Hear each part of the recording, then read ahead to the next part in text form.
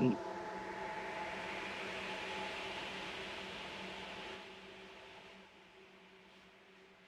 Wow. Pura vida. Much love and respect. Thanks for tuning in once again. I appreciate it. You guys taking the time to do that out of your day. Appreciate it always. Mic check, mic check. You guys can hear me, right? What's Oh yeah, number eight.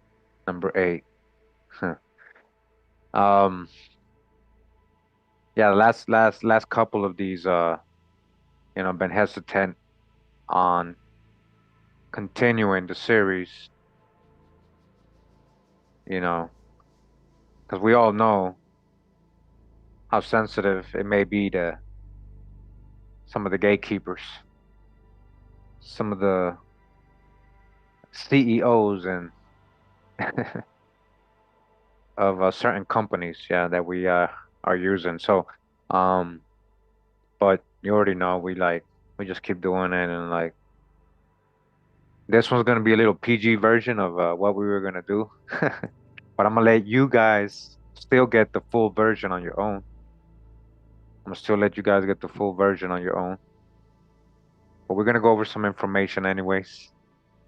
So thanks for tuning in, and remember, just don't mention them Chazars. Let's try to keep you know, the word out of the chat too. We want to stay up. We don't want these videos flagged for everybody to, you know. So like no hate talk, We already know. We know already, so we don't need to remind we don't need the hate talk. We're just gonna be historic about certain things. We're gonna keep it historic today, a little bit more than the last two, three videos. Yeah. All right. Hold up. New chair. Wow, wow, oh, wow. All right. So remember, we got the playlist. I found out like a couple days back that the my playlist Don't Mention the Chazars was actually private. I don't know why it was public. I posted, I made it, and when I created, I put it public, and it was there. People were watching it, and then all of a sudden it was private. A lot of people couldn't see it, so here it is. It's public. Let me know if you don't see it when you go to my playlist tab. But you can start at part one, two, three, four, five, six, seven, eight. This is part eight. All right, that's what the number eight means. Just know if you see any parts in my videos, there's most likely a playlist and there's other parts. So, make sure to check out the previous ones. Um, if you don't know what we're talking about, when we're talking about Chazas, it's a code word, kind of like a code word, even though they were called that, it's just not pronounced like that by everybody. So, part two, I highly recommend part two if you don't, I haven't checked out the other parts. Part two goes very deep. We go very deep. We go over almost everything that we talk about in part one at the end. So, but in part two, we read a great book in the beginning for most of the video, a little bit, let me see, about 40 minutes of that. And then we'll go into other information to corroborate this book. Um, Let me see. So this book is the first one we start reading in this video is called The Invention of the Jewish People. Don't mention the Chazars. All right. And yeah. So right here, so again, there's a lot of sources in this book. It's all historic. It's not, this is an actual Chazar who wrote the book. You know, he's writing about his own people. All right. Fair use. All right. Disclaimer. This is for education purposes. I didn't write these things, and we're just informing the population and Yasharala. All right. So step away. Don't get in the way. Hawa. Yeah. All right. We're gonna take our time with it, man, because a lot of people still confused. And 2024, right? 2024. Yeah. Yeah. So yesterday was I guess my birth anniversary. Yeah. It's funny. Either way, we getting a lot of revelations. We're getting, Aquarius means air. It's in the airwaves. It's in the it's all over. So people spilling the beans, whether that's through uh purpose on purpose, through social engineering experiments they're doing on us, or just because people really being real and spilling the beans. Either way, we're gonna get the information is revelations. Yeah. Ha. That's the ha. Ha. In the Hebrew alphabet. Ha. Yeah. So it says here, there's actually a letter from King Joseph, who was one of the um, Kangans, Kagans, the priest king of the Chazars. And this party said, it is not known how long it took before the Khazars king reply arrived. In the extant letter, King Joseph answered Hasdai questions as best he could. He described his origin and the boundaries of his kingdom. You have asked of what nation and family and tribe we are. Know you that we are the sons of Japhet and of his son Togarma. All right, sons of Japhet. So why are we talking about these people? Why are we talking about these people? All right, let's keep going. Remember that they're the sons, the Chazars, the sons of Japhet mostly. Little bit of Cain in there, little bit of Edomite, Edomian, Saxon. Because remember, Esau is the son of Isaac. His children would be Saxons too. Yeah, the Black Sea area. Yeah, there were Saxons or Sakai, the Scythians around there. Yeah, a lot of them were unfortunately Jacob's nephews. Yeah, Edom's people, Edomians, mixing with yeah Khazars, Chazars, Caesar, Caesar, Khazar, Caesar, Caesar, Rome, Edomian. Okay, let's keep going. Hold on. JewishEncyclopedia.com, the unedited full text of the 1906 Jewish Encyclopedia. What is this? Chazars. Chazars. We got a copy right here of what they're talking about. Chazars, which we have read. All right. 1903 version right here. The Jewish Encyclopedia volume 5. I'm sorry, 4. Chazars. Dreyfus case. It starts real quick. All right. This is the book, just in case people don't. So we're reading the Chazars book themselves, their own encyclopedia. We I just showed you another book that they also wrote where they're telling you again, the Khazars, we are the kings replying, we are the sons of Japhet, right? Because they're like, Kurimeo, but who the Chazars? Why are you calling them Chazars? I'm using my Boston accent. Chazars. Park your car right there, Chazar. All right. Let's see where we at. Come on. Come on. Come on. Where you at? When you gonna start? There we go. The Jewish Encyclopedia, 1903. Chazars, a people of Turkish origin, whose life and history are interwoven with the very beginnings of the history of the Jews of Russia. Again, a Turkish people whose origin and life and history are interwoven with the very beginnings of the history of the Jews of Russia. The kingdoms of the Chazars was firmly established in most of South Russia long before the foundation of the Russian monarchy by the Varangians Jews have lived on the shores of the Black and Caspian Seas since the first centuries of the Common Era. Historical evidence points to the region of the Ural as the home of the Chazars. Among the classical writers of the Middle Ages, they were known as the Chazars, Chazars, Akatsurs, and Akaturs, and in the Russian chronicles as Kovalises and Ugri, Bieliye. The Armenian writers of the 5th and following centuries furnish ample information concerning this people. Moses of Corinne refers to the invasion by the Khazars of Armenia and Iberia at the beginning of the 3rd century. The Kagan or Chagan was the king of the north, the ruler of the Khazars, and the queen was the Chaton or Khatun. History of Armenia, Volume 2. The Chasers first came to Armenia with the Basilians in 198. Though at first repulsed, they subsequently became important factors in Armenian history for a period of 800 years, driven onward by nomadic tribes of the steppes and by their own desire for plunder and revenge. They made frequent invasions into Armenia. The latter country was made battleground in the long struggle between the Romans and the Persians. So-called Romans, so-called Persians. And you guys know why I say that, right? This struggle, which finally resulted in the loss by Armenia of her independence, paved the way for the political importance of the Chazars.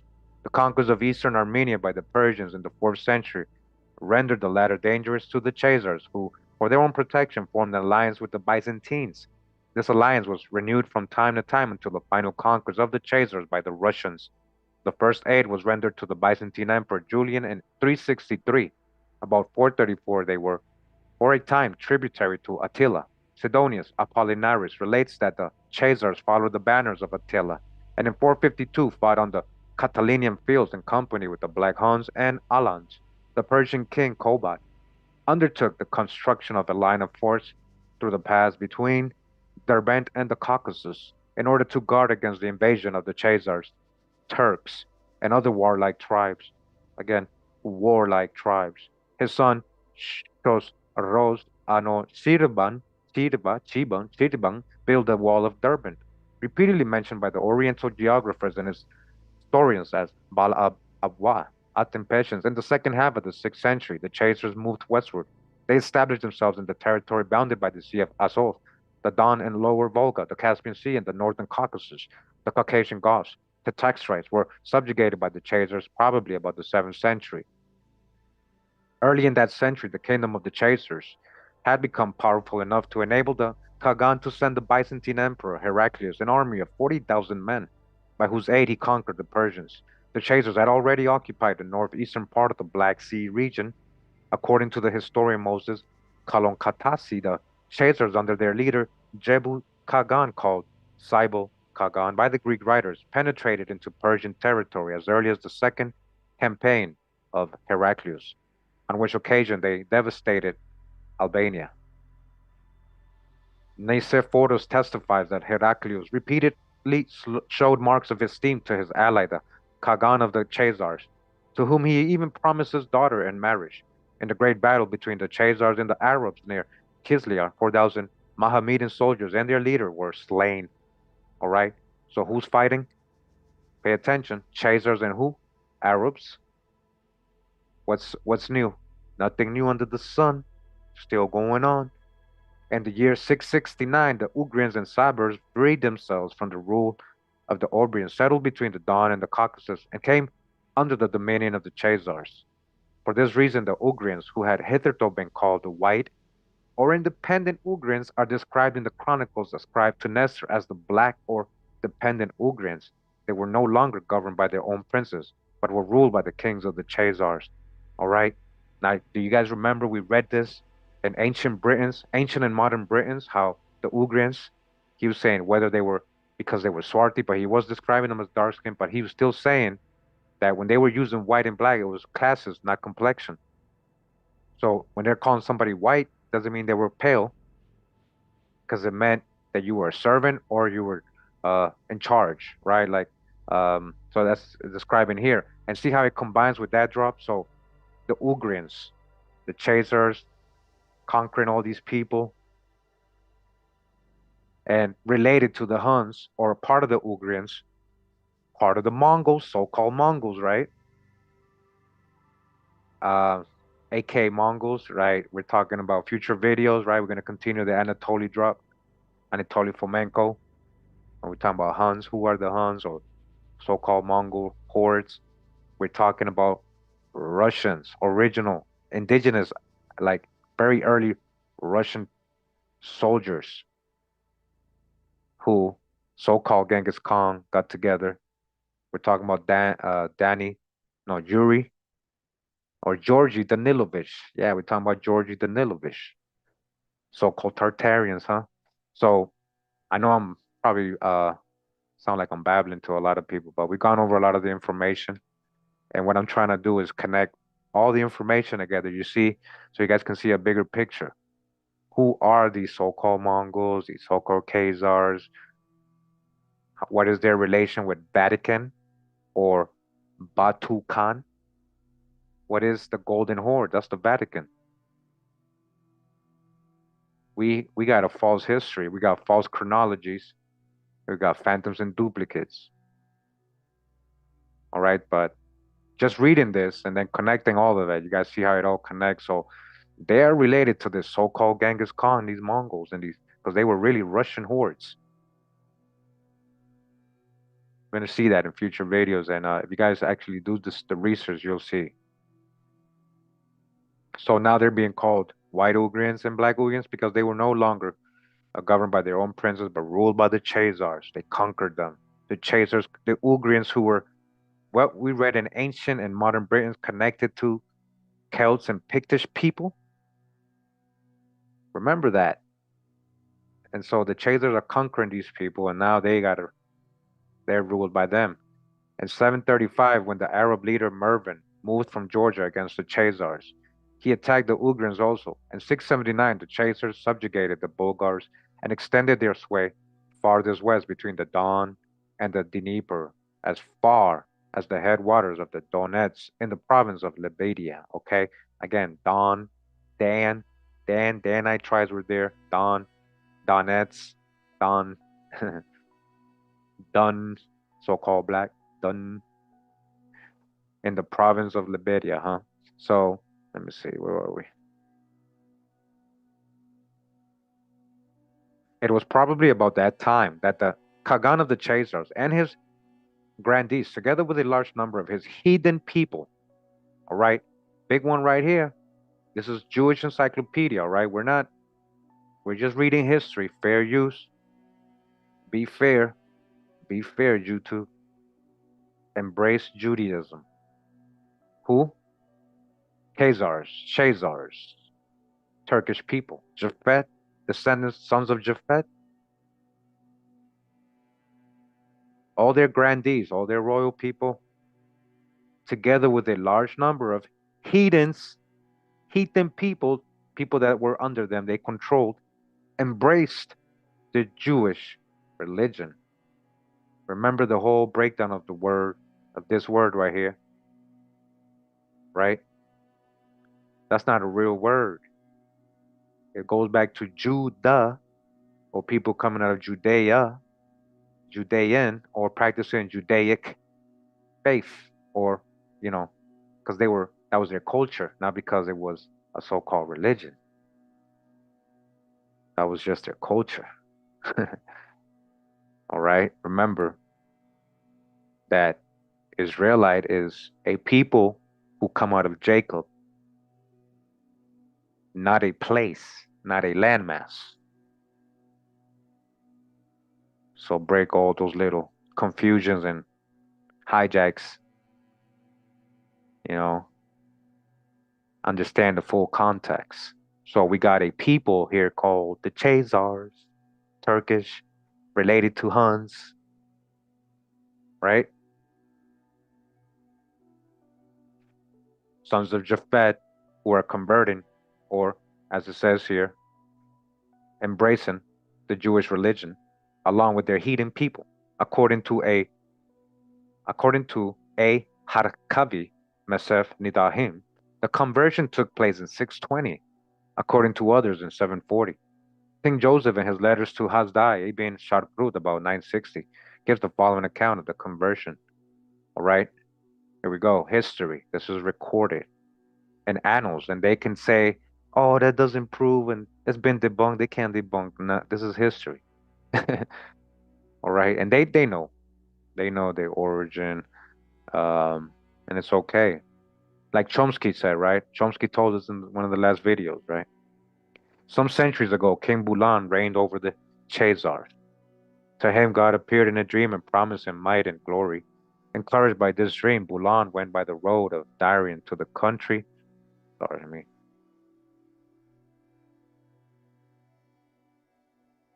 of Ardebil, where he gained great victories over the Arabs. By the Byzantine emperor and the caliph of the Ishmaelites sent to him envoys with presents and sages to convert him to their respective religions. Bulan invited also wise men of Israel and proceeded to examine them all, as again, of the champions believed his religion to be the best. Bulan separately questioned the Mohammedans and the Christians as to which of the other two religions they considered the better. When both gave preference to that of the Jews, the king perceived that it must be the true religion. He therefore adopted it. All right? He therefore adopted it. Again, he therefore adopted it. He therefore adopted it. O Chezarak. This account of the uh, of the conversion was considered to be a legendary nature. Harkavi, however, and Bilbasov and Yereskaya Biblioteca proved from Arabic and Slavonian sources that the religious disputation of the Caesarian court is a fact. Historical fact. It's not, you can't debunk this. That's your cognitive dissonance thinking you can. This really happened. Even the name of Sangari has been found in a liturgy of Constantine the philosopher. All right? Again, just want to remind everybody we're in the 1903 Jewish Encyclopedia written by them, the Chazars.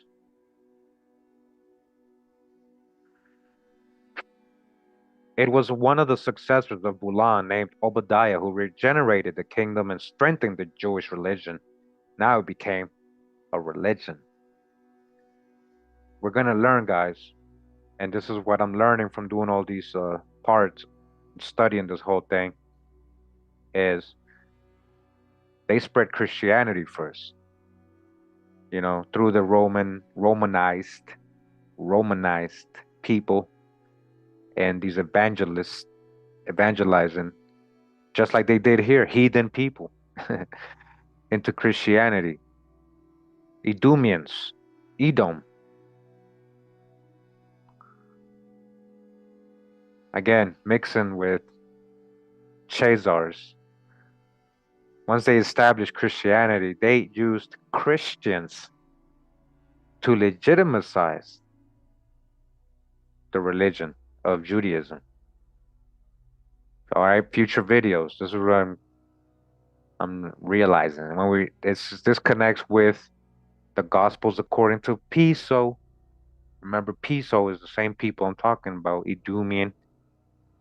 And remember, they did have like Benjamite blood. Some of them had it red, like they were like half, half, but these people were becoming Hellenized, Romanized.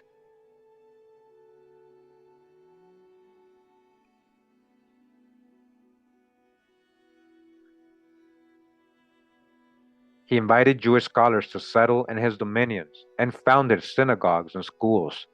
The people were instructed in the Bible, Mishpah, and Talmud, and in the divine service of the Hassanim. In their writings, the Chasers used the Hebrew letters. Obadiah was succeeded by his son Hezekiah, the latter by his son Manasseh, Manasseh by Hanukkah and brother of Obadiah, Hanukkah by his son Isaac, Isaac by his son Moses or Manasseh II, the latter by his son Nisi.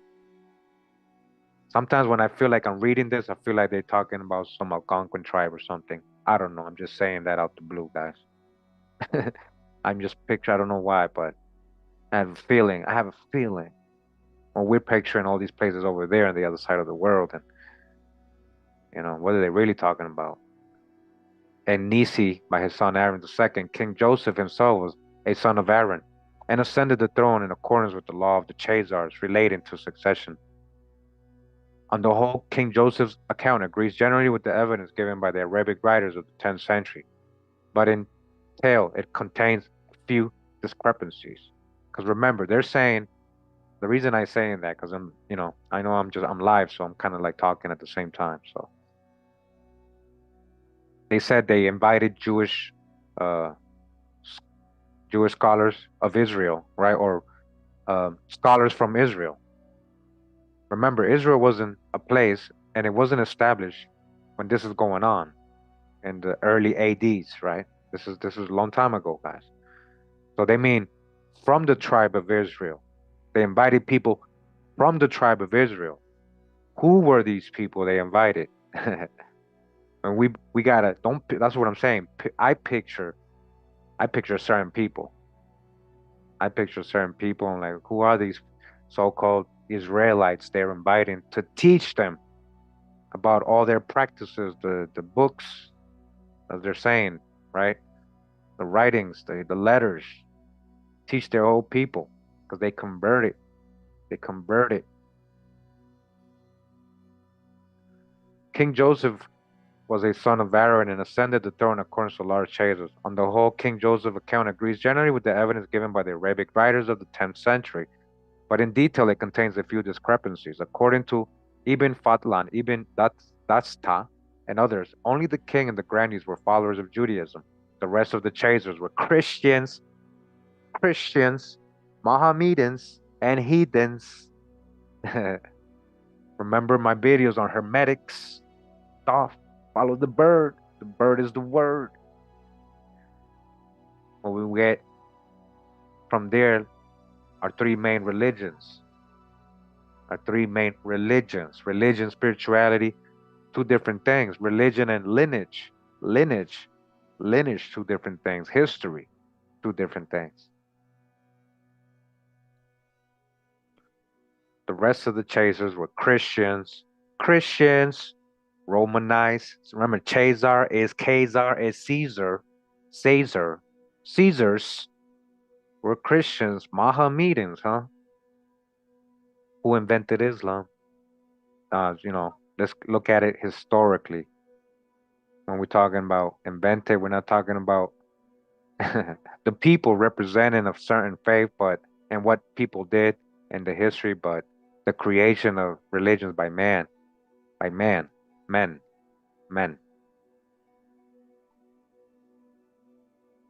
And the Jews were in great minority, says there, according to Masuidi. The king and the chasers proper were Jews, but the army consisted of Mohammedans. Hmm. While other inhabitants, especially the Slavonians and Russians, were heathens.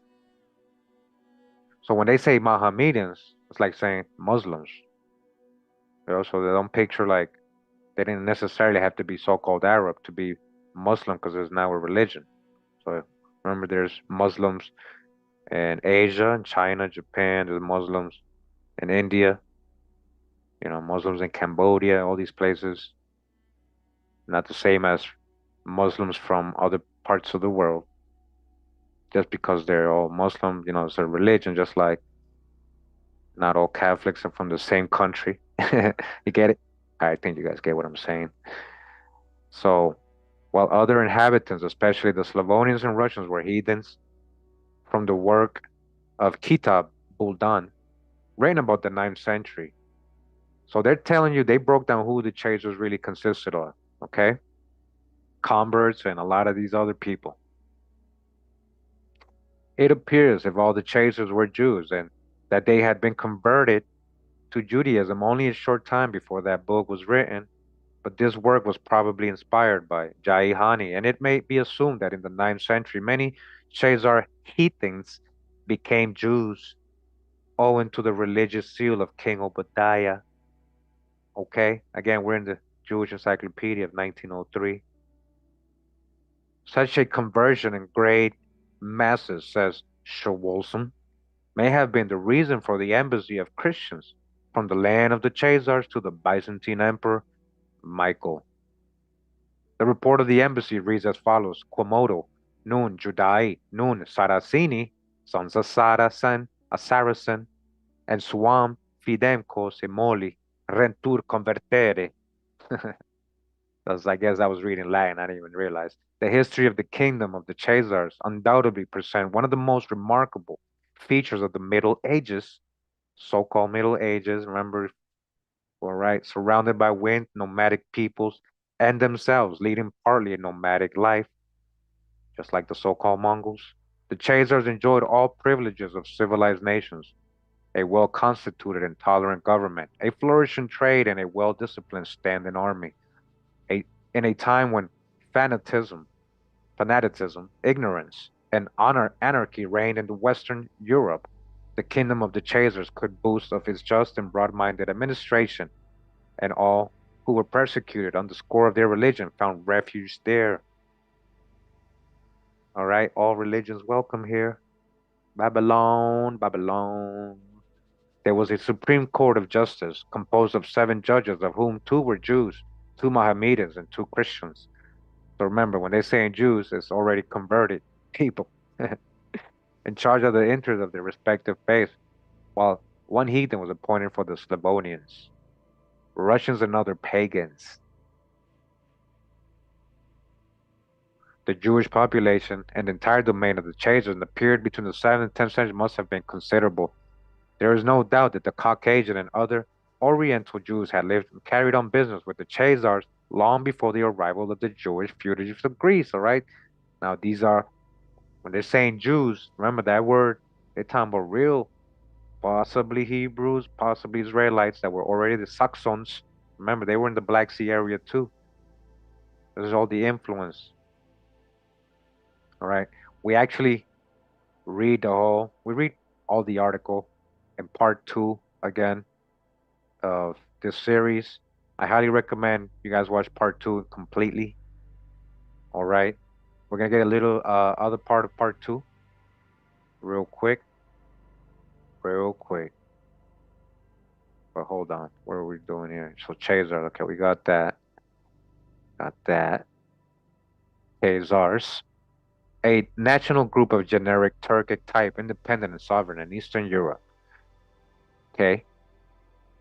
The origin of the Khazars. The Khazars of Tauric stock, originally nomadic, reached the Volga Caucasus region from farther east and some time not easily determinable. They may have belonged to the empire of the Huns, as the Akatsirs mentioned by Priskos. This name is said to be equivalent to Akazar, Khazar, Chazar, Akazar. Example, white Khazars, as opposed to the Kara Khazar or black Khazars mentioned by Al-Istag. The Khazar probably belonged to the West Turkish Empire, Turkish, and they may have marched with Sinjibu in the time of Procopius. Okay. Now, what I realized, right? So they're Turkish, right? Mostly. And hold on, guys. We got a lot in this video part 2. That's what I was saying. Highly recommend you guys go check it out. All right, let me see. Dodge the hijacks. Okay, they got their little, oh, they got their little ad in there. All right, so genetic roots of the Chazars. Most Chazars, traditionally believed to have descended from ancient tribes of Israel, may in fact be maternally descended from prehistoric Europeans. All right, that's an article we're reading, and from their own websites. Okay, from their own websites.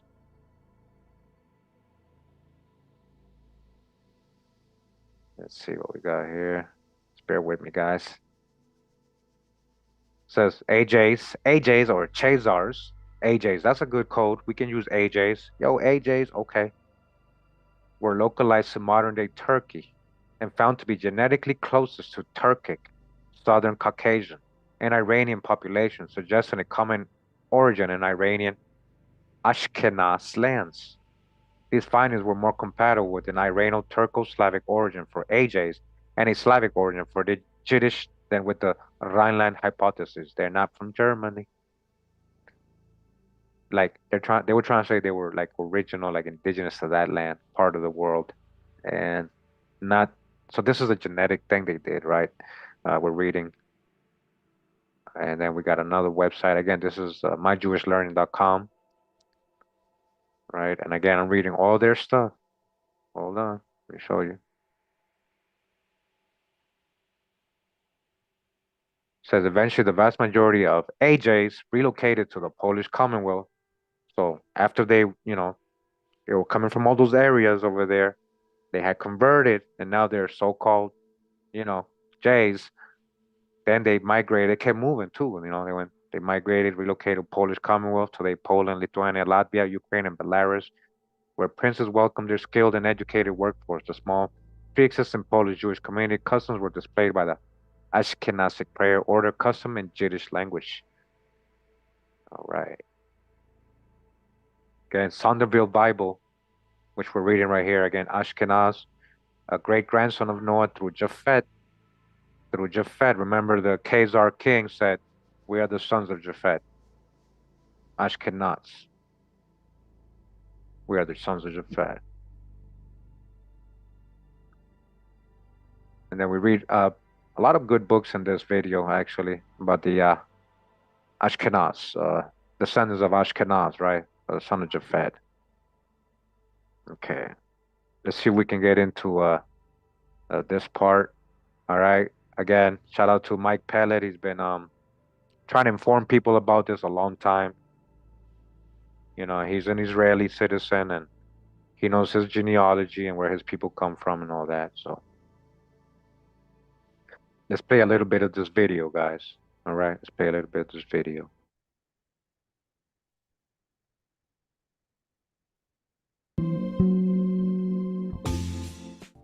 All right, right now I'm in the Jewish Almanac from 1980.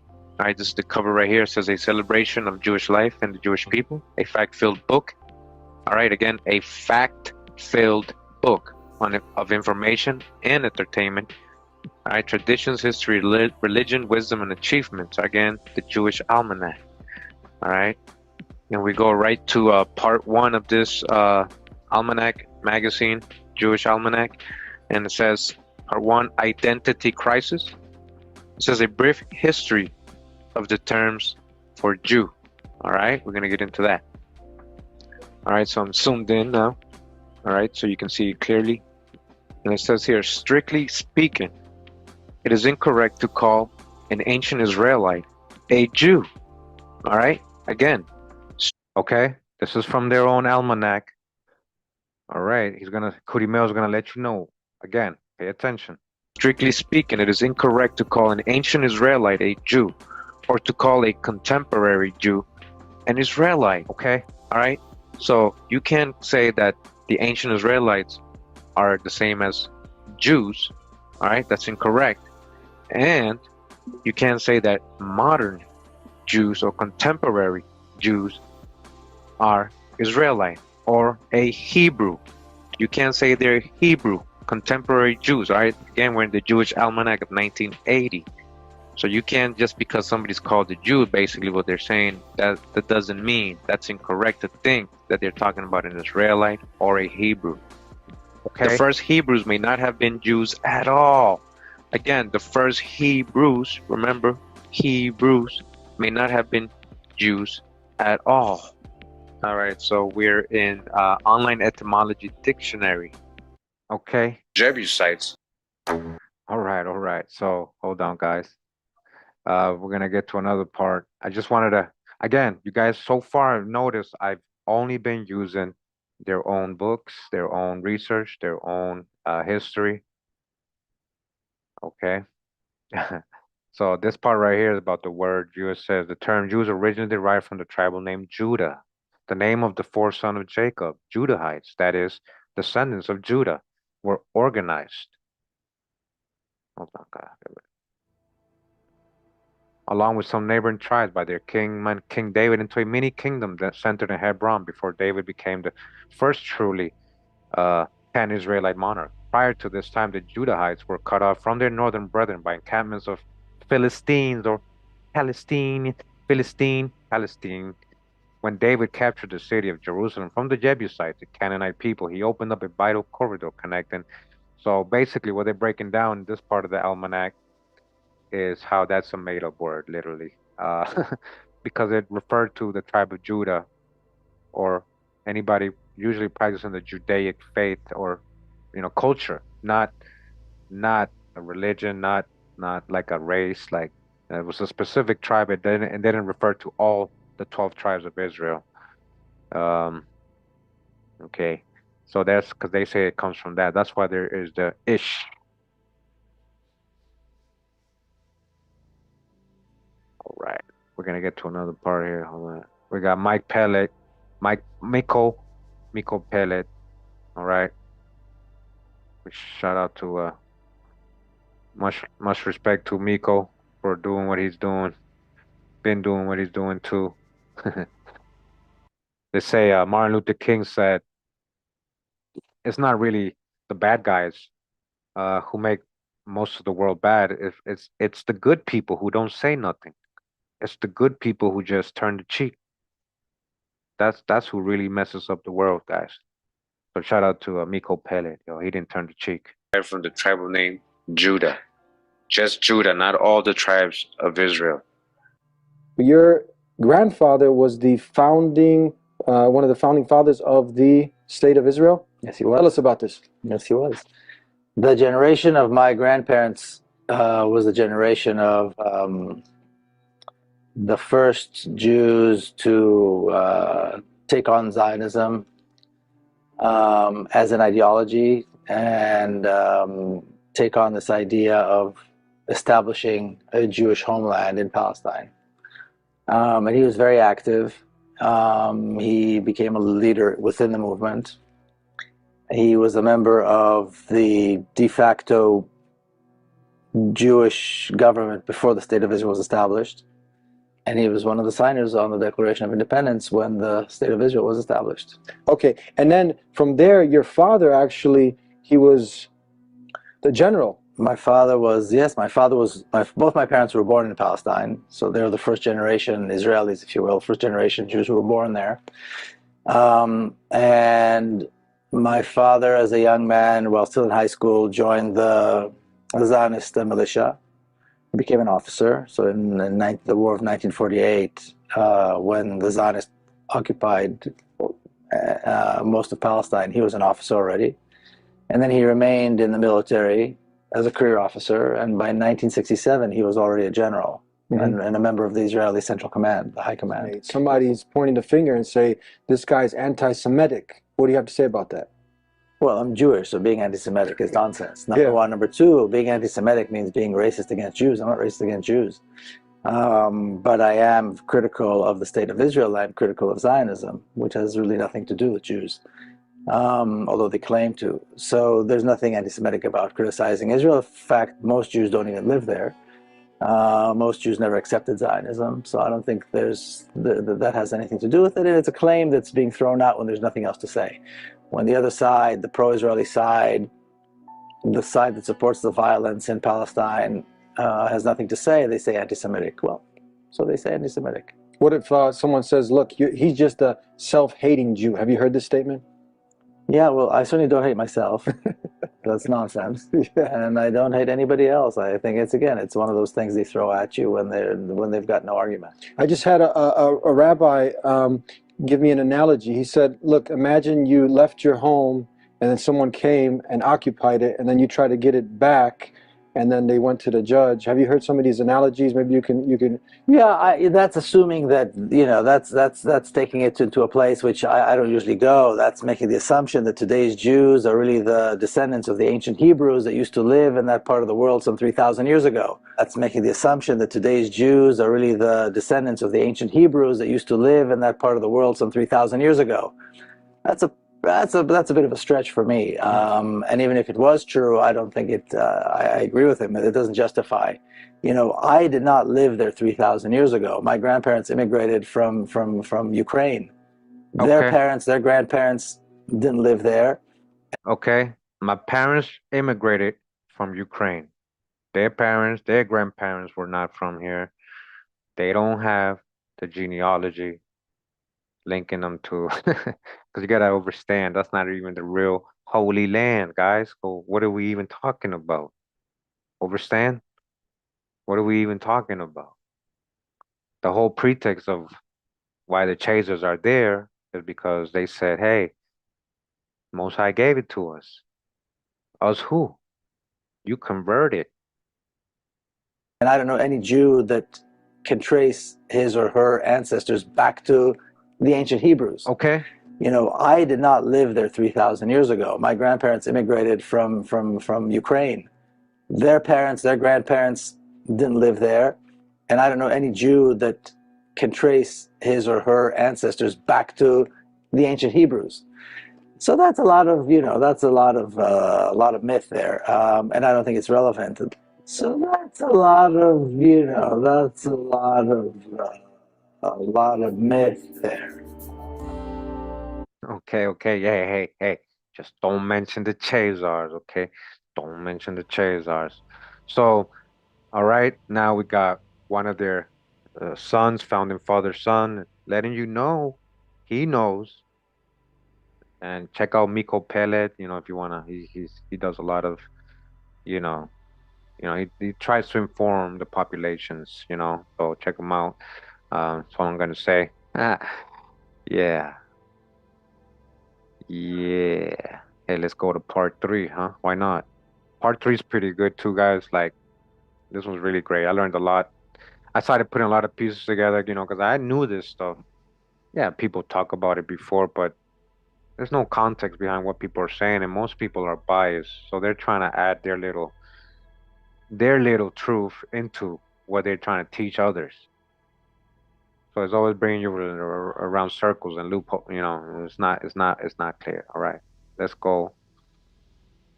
Let's go to the whole thing, right? Okay. All right, cost calculator. Come on, you got your ad. Okay. Okay. Let's go.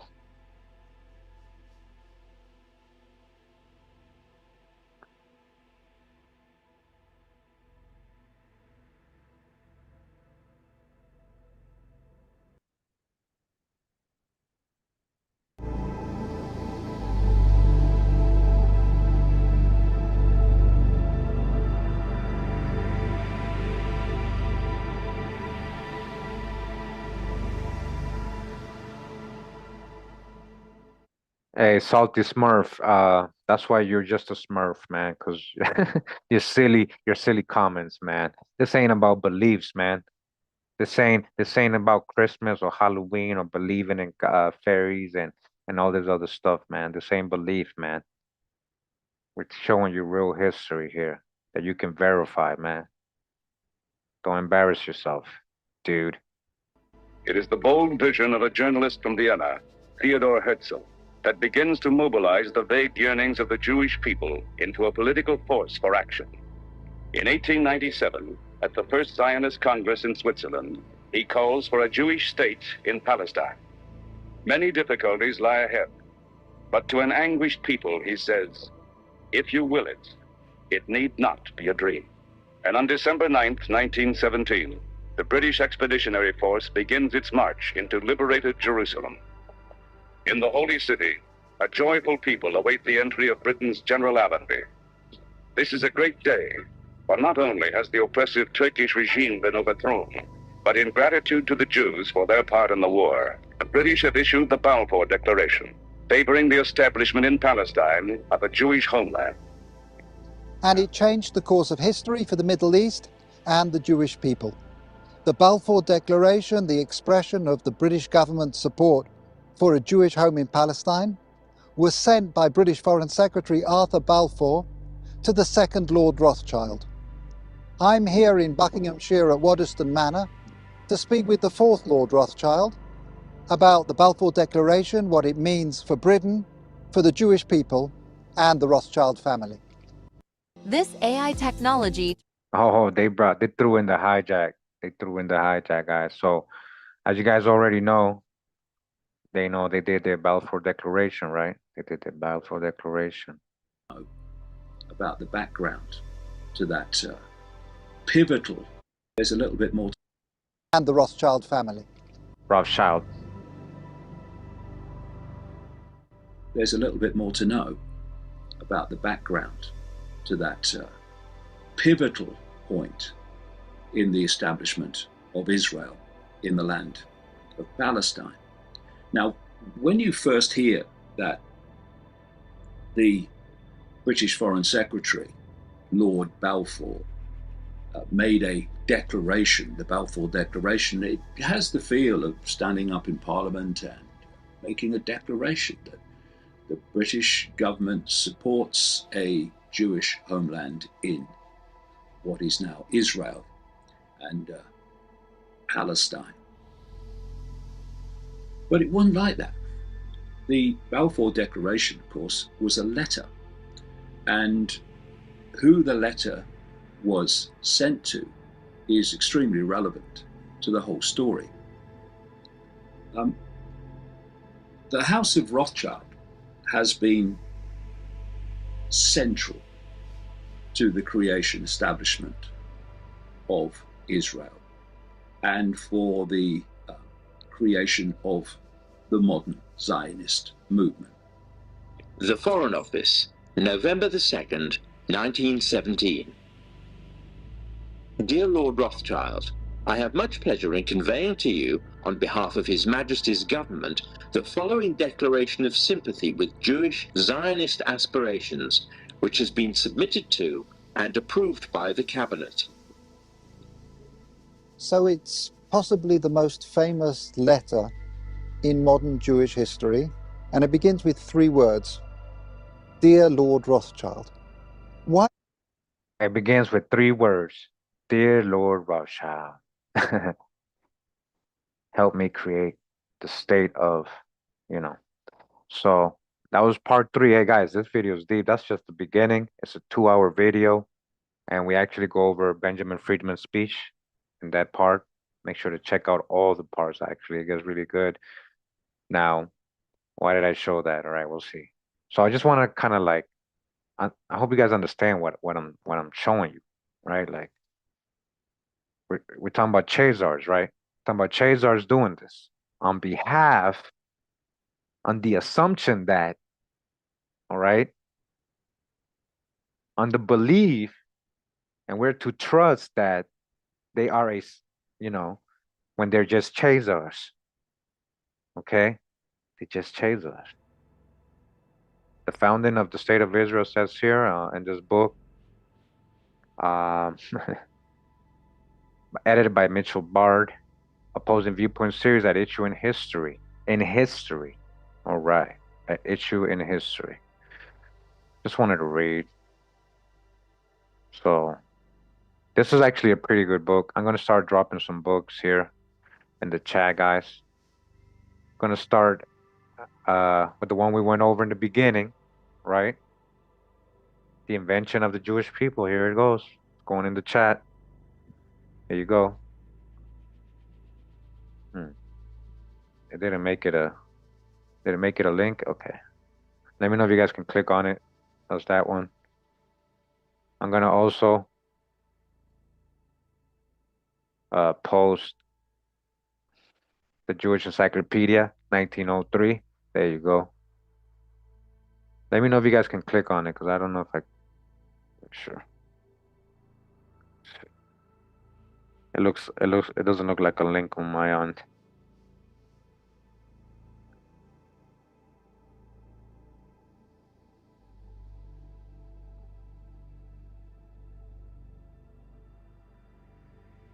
Okay, I see it's a link. All right, and then I'm gonna go also share this one, the founding, so you could this one's pretty good right here, because it actually contains many letters of the whole drama from the moment of the Balfour Declaration that begins the rise of Zionism. It's, it gives you a little history. It was way before World War II that Zionism started, guys. So I got future videos on the whole history, because I'm trying to realize something, right? Right, Chazars, right? Again, Chazars.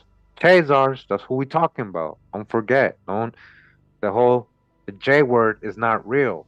The J word is a tag, is to kind of throw you off. All right.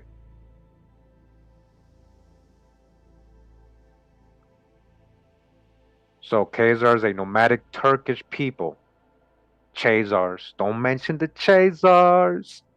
They created what is for duration was the most powerful polity emerged from the breakup of the Western Turkic Khaganate, a stride, a major artery of commerce between Eastern Europe and Southwestern Asia. Caesarea, Caesarea, Caesar, Caesarea, Caesarea. I know it has something to do with the so-called Idumeans, but it's not just Idumeans. You're missing the whole history, critical race. That's what I'm saying. Like, gotta dig deeper, man. Not generalize, because I know you're trying to make the white man only be Esau, and that's also not, that's a generalization. Esau is a twin of Jacob. They were brothers, same parents, not a different nation. The the other stuff came much later, the changes in appearance. But anyways, talking about Chazars, Caesarea, Caesar, Idumea there involved. The so-called Mongols are involved with Idumea. So-called Russian hordes, these Mongol hordes, Genghis Khan, Georgy Danilovich, all these are involved all together. We're going to try to link all this up. They had to consolidate power over there and all the other continents before they invaded us here in the Americas, before they did the Popol Vuh, before they were ready to declare, you know, the conquest of what is it, the discovery of conquest or conquest of discovery? Their invasion. Khasaria long served as a buffer state between Byzantine Empire and both the nomads of northern steppes and Umayyad Caliphate and Abbasid Caliphate. So it says I skipped this part. It says for some 3 centuries, the Khazars dominated the vast area extending from the Volga down steppes to the eastern Crimea, all right, and northern Caucasus. All right, what are we reading here? Determining the origins and nature of the Chazars is closely bound with theories of their languages, but it is a matter of intricate difficulty since no indigenous record in the Khazar language survived, and the state was polyglot and polyethnic, many different nations, a lot of heathen nations who they converted along with them to Judaism. The native religion of the Khazars is thought to have been Tengrism, a religion originated in the Eurasian steppes based on shamanism and animism. Huh. I wonder who showed them that. Like that of the North Caucasian Huns, just like the Huns and Turkic people. The polyethnic populace of the Khazar Khaganate appears to have been multi-confessional mosaic of pagan, Tengris, Jewish, Christian, and Muslim worshippers. Babylon. Some of the Khazars, namely the Kabars, joined in ancient Hungarian in the 9th century. The ruling elite of the Khazars was said by Judah Halevi and Abraham ibn Dauda to have converted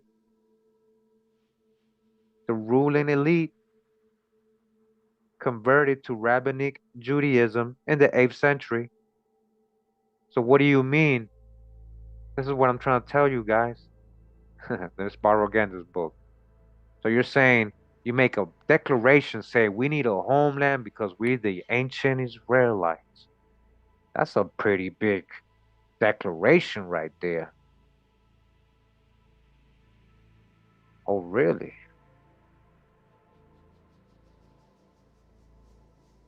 So who's these people? These rabbinic converts.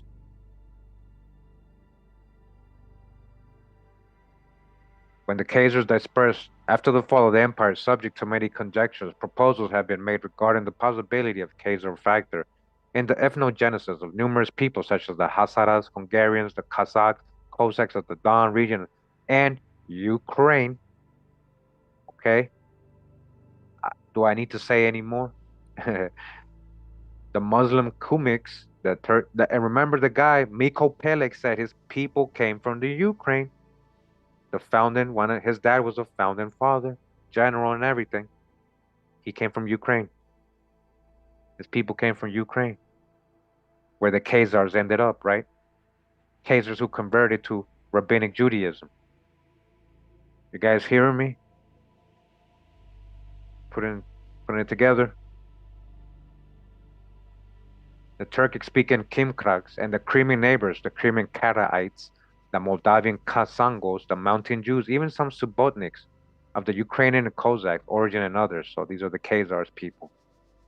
The late 19th century saw the emergence of the theory that the core of today's AJs, Ashkenazi Jews, are descended from the hypothetical Chazarian Jewish diaspora, which migrated westward from modern-day Russia and Ukraine into modern-day France and Germany. All right. Yeah. So Germany, that's a whole other story there, and we saw a video in one of my series. All right. So Turkish, right? That makes me think a lot. Ottoman people. Ottoman people. Let's see what they say. Okay. Ottoman were what? Turks. Turkish. Ottoman were Turks, just like Khazars were Turks, right? Are we cool? We all agree? Khazars are Turks, Ottomans are Turks, right? Do we agree? Yes, no?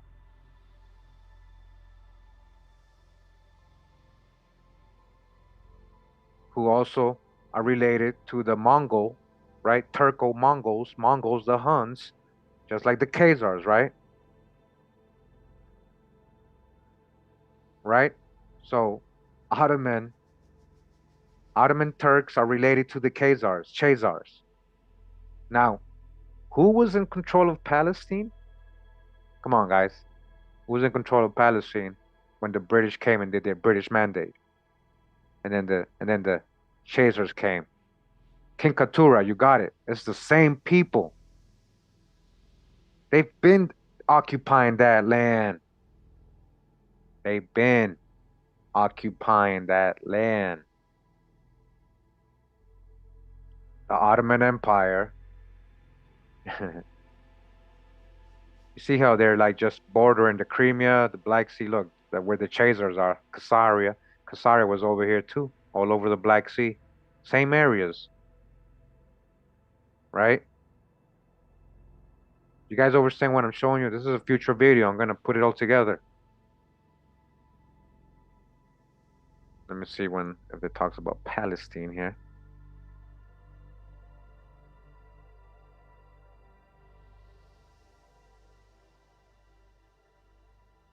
Okay, so we can actually watch that in one of my videos in the series where we're talking about, one of the old videos is telling us the history of who was there, how they were being occupied by the Ottoman Turks before the British came and did their British Mandate and freed everybody, supposedly, right?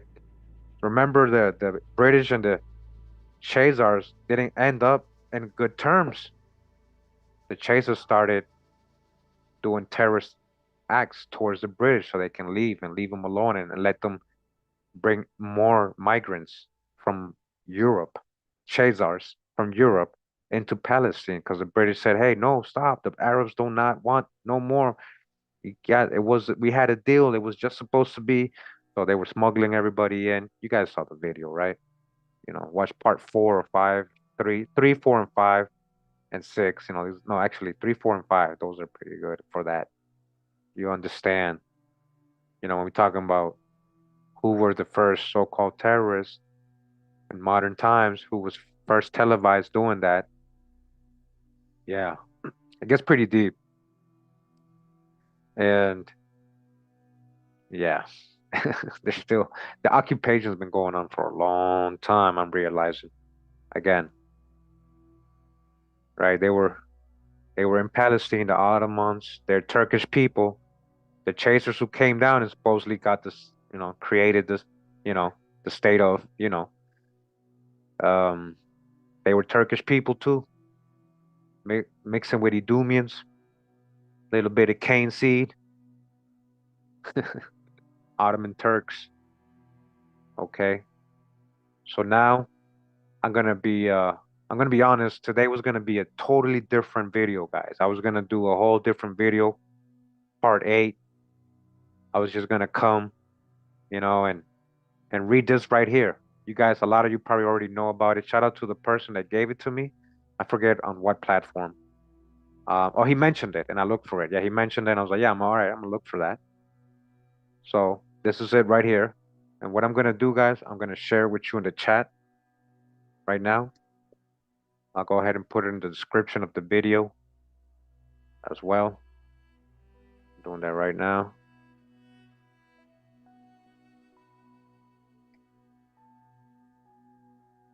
Okay, it's in the description of the video as well. It's in the chat.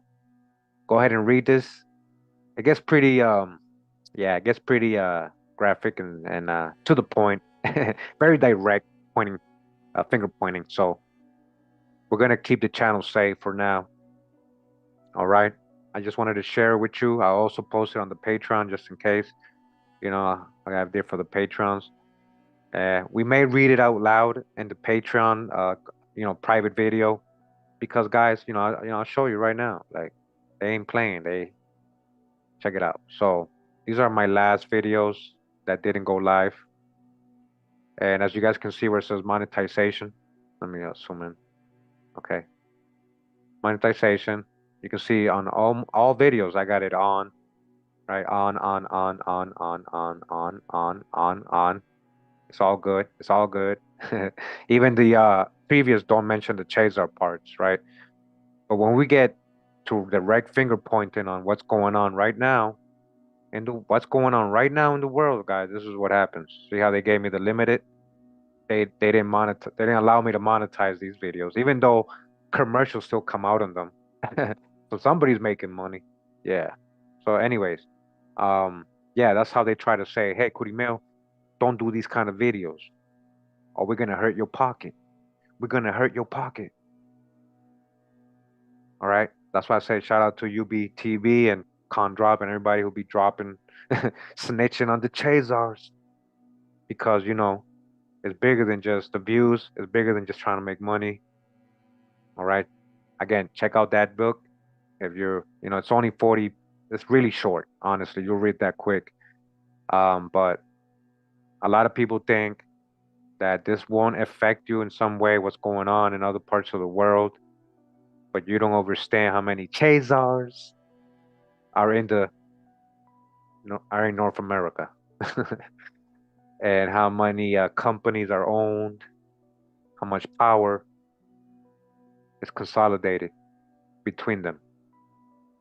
And so you might think it don't affect you now, but it may at some point when when everybody starts waking up and, hey, no more from you, Chazars. And then they'll be like, okay, well, no more of this then. No more electricity, no more supermarkets, no more food, no more this then. All right? So that's why we're going to have remind everybody to always good to be ready, prepping and all that. And again, yeah, as you guys can see, it already started out like a crazy year. But what that's expected, we already knew. You guys have been saying it for years now. When 2024, when the eclipse comes, and all right, well, it's here. It's what's up. So yeah, if you guys read that book, that was an interview done in 1976. Okay, 1976, yes. And by this guy, that's the name, the last name right there. Um,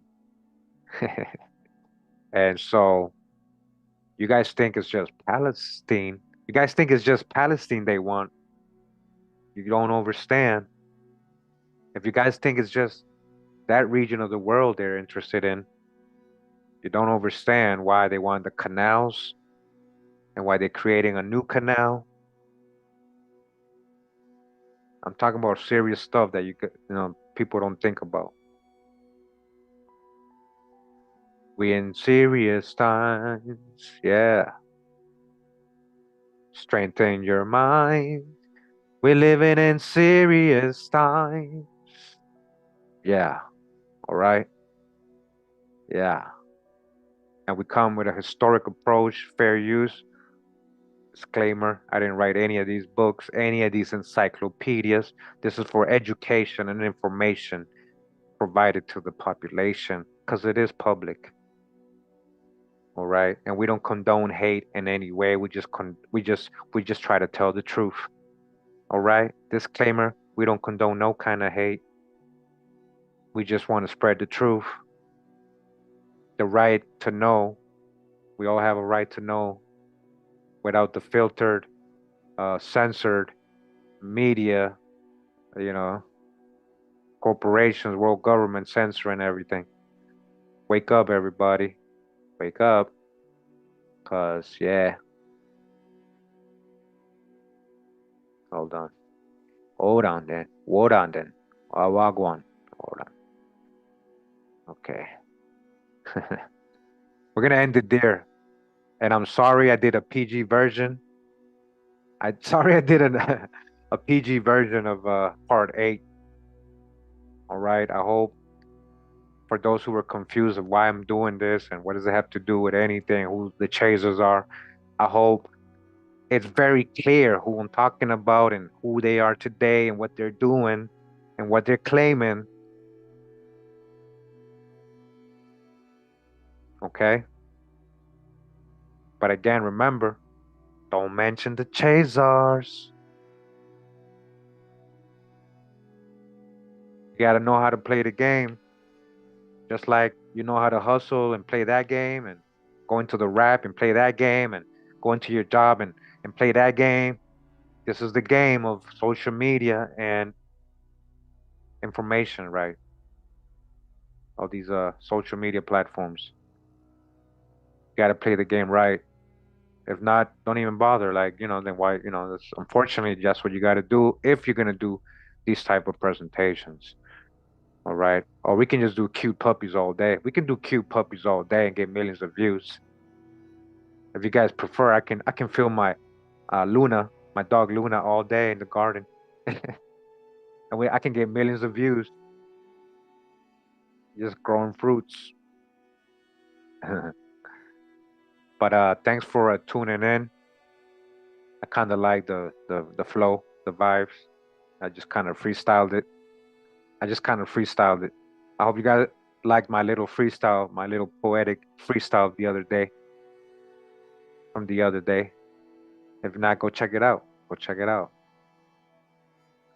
Thanks to all the patrons for holding me up. All the moderators that come through every time. Every time. All the people who've been following me for years. All the people wishing me good stuff. Keep doing that. Let's keep blessing each other. You send your blessings to me, I send my blessings to you guys. And that way we all protected and we can stay on the right path and not get distracted or tempted by others or evil forces, right? And we ain't talking about religion, I ain't talking about religion. So I'm just talking about breathing, right? Wow, breathe, be one, the one who exists, be one with the one who exists, the great spirit. Great spirit. I feel like going out with some Netflix.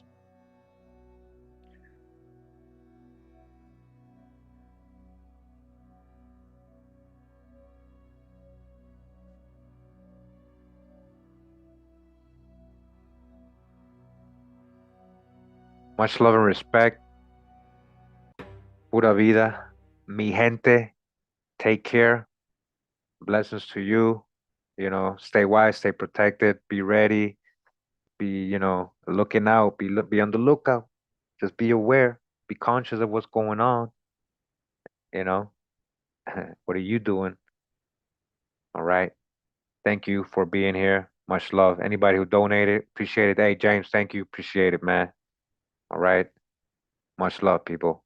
Wow, wow.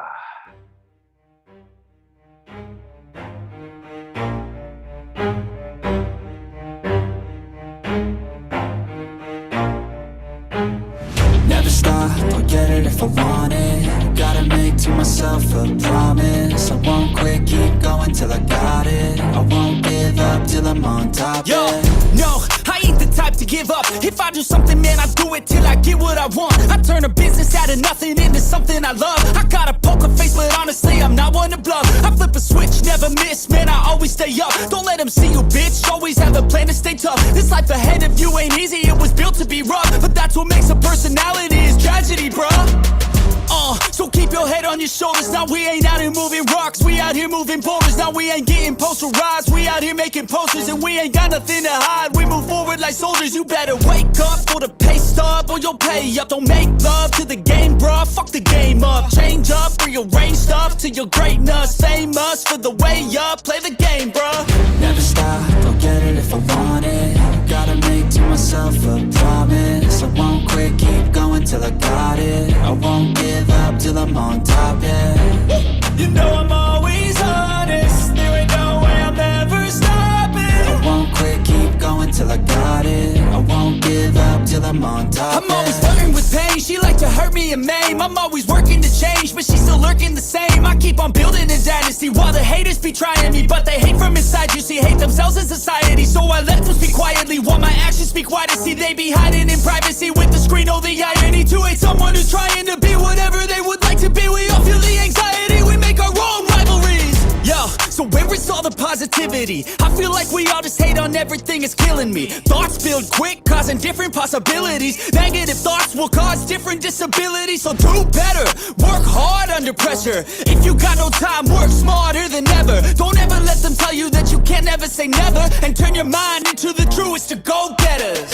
Never stop, I'll get it if I want it. Gotta make to myself a promise. I won't quit, keep going till I got it. I won't give up till I'm on top, yeah. You know I'm always honest, there ain't no way I'm ever stopping. I won't quit, keep going till I got it. I won't give up till I'm on top.